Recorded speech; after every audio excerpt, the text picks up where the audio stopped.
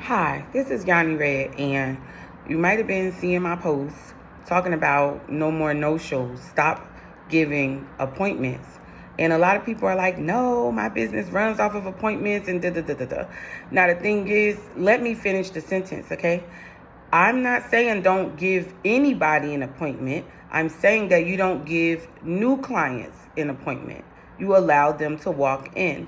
And the reason why you do this is because that's the normal way that a person books an appointment. You can come in and do a consultation. You can come in, right? What this allows you to do is give the person the experience of being inside of your shop. The problem is that too many stylists are having all of their clients be in the same experience, like on another space, like a booking app. So if I'm on the booking app looking, that's their experience. Now, all of the shops on this booking app look the same to me. And a lot of them are doing the biggest mistake that you can make when you actually use a booking app that makes them invisible to clients. Now, because of that, this is how most of the people who either have the lowest prices or the highest prices are always the busiest. The reason why is because they actually get seen on the booking app. If you're doing a booking app and your prices match and your appointments sound just like everybody else's, the algorithms of the booking apps usually won't send a client to you because it's too many of you to choose from. So imagine you being in a pile of 1,000 salons in the area. And then there's this one that's different by price, and there's one different by description, and there's one different because it's the lowest price. The algorithm is going to send those four, and it's going to pick out of randomly out of the people that have the most reviews and things like that to get you clients. So if you are making clients go through an appointment in order to get an appointment with you, then that means that you're relying on a whole nother company to give your client their first experience, okay? And I'm going to talk about what I did different. When I owned my salon, we didn't do quick services. We did retwists and styles, which is not really a quick service. The thing is, though, I found a way to make a quick introductory service that allowed walk-ins to come and try the shop. And they wanted to come and try it because it was an incentive that we were promoting. So what happens is you have your front end, and that's clients who probably never been to your shop and people that don't even know about your shop, right? The worst thing you could do is send them into a marketplace where there's a bunch of different shops, okay? Because they're still looking until they actually come in and get their hair done. So the way ours worked, we used a walk-in special to get clients in the door all the time. And that walk-in special was very, very attractive to new clients who wanted to try somebody who was looking. It was the cheapest. It was the easiest. However, it was a walk-in only special, right? And this is where it gets good.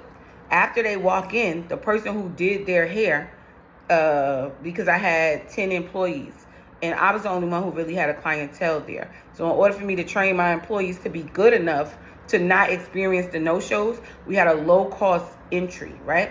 Now, for this low-cost entry, and understand, the difference was I'm not paying for bookings, okay? Yes, I had accounting software, but I'm not paying for bookings. Like most people are paying for bookings, and then they're getting mad when a person no-shows on them from a booking app.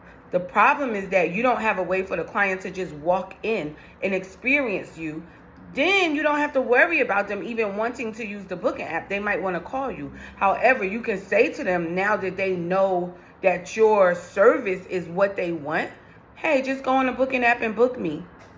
Not first before you met me, not first before you ever came to my shop, but now that you have walked in and you like it here, you got your hair done, you love us, you want to come back, now I can let you book an appointment. However, I'm not putting new clients on my books because I don't know them. They don't deserve to get on the books. Another thing that I did too was I took loose appointments, which means that even though you have an appointment, I know what time you're coming in. However, I'm still going to do walk-ins if I'm not busy. But after a while, I got so busy with the walk-ins that I built a clientele. But if you're locking the appointment behind a booking app that you don't own, this is why you're having a problem with it. The other thing is too, How do you train your beginners if you don't allow walk-ins? Your walk-ins are what trains your beginners. They are expendable in a sense. And you want to make sure that the shop has a lot of walk-ins coming in, unless you want to deal with pay cuts, no-shows, things like that. Unless you have your own clientele and it's already solid and you know those people and they've been coming to you for years, booking appointments, you should have, this is my recommendation, that you should have a walk-in incentive. And that's how you should lead. If you're in this salon with the walk-in incentive and you're busy, okay, good. It doesn't affect you because you don't take walk-ins because you're busy. But for those who don't have the clientele, they stay busy all day. Also, even if you got clients, there's going to be some days when nobody comes, when you don't have anybody, when you might get slow, when somebody might say, hey, I can't make it. Let me reschedule until Tuesday. Then it's Friday. They want to reschedule to Tuesday. Or you might even have clients get sick. I had that happen to me a few times where there was some kind of flu or bug going around and the clients got sick. However, my walk-ins that heard the incentive, they don't know me. And they're coming in off of, hey, I'm looking for Yanni, I'm looking for Yanni, I'm looking for Yanni, because I have that incentive. So it offsets any time when the shop might have got slow because my appointments didn't show up.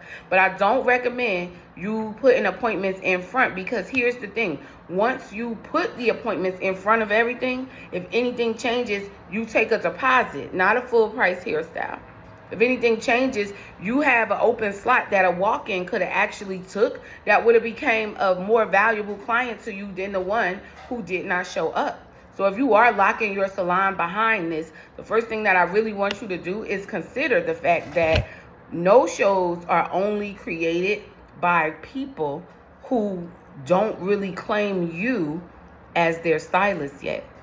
Now, after they claim you as their stylist, then give them appointments, okay? But if you're prematurely dealing with no-shows, not, your clientele is not booked solid all the time, then you can benefit by just using walk-ins. That's it. Of course, nobody said don't take an appointment from a person who's been coming to you. You know they're coming, so they can get an appointment, okay?